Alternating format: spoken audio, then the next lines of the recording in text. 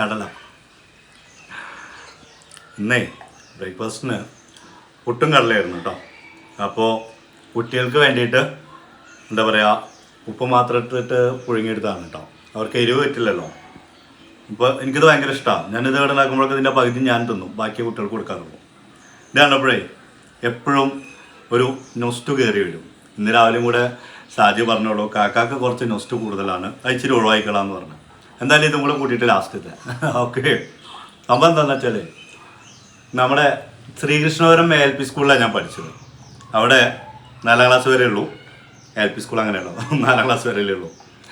അവിടെ ഉച്ച സമയത്ത് കഞ്ഞിയും പയറും സ്കൂളിൽ നിന്ന് തരും. ചില ദിവസം കഞ്ഞിയും പയറും ആയിരിക്കും, ചില ദിവസം കഞ്ഞിയുടെ കൂടെ ഇങ്ങനത്തെ കടലയായിരിക്കും.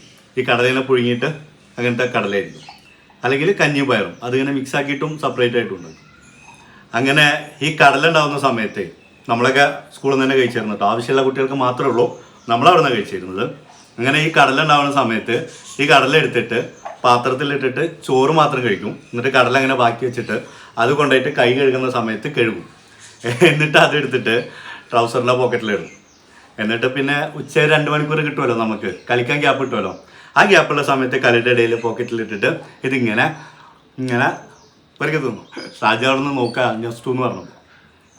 അപ്പോൾ എന്തായാലും സ്കൂളിൽ നിന്ന് ഇതുപോലെ കടലയും കഞ്ഞിയും പയറൊക്കെ സ്കൂളിൽ നിന്ന് കഴിച്ചാൽ, ഇപ്പം ഉണ്ടോയെന്ന് എനിക്കറിയില്ല, സ്കൂളിൽ നിന്ന് കഴിച്ചാൽ ആരെങ്കിലുമൊക്കെ ഉണ്ടെങ്കിലേ കമൻറ്റ് ഇട്ട് കേട്ടോ.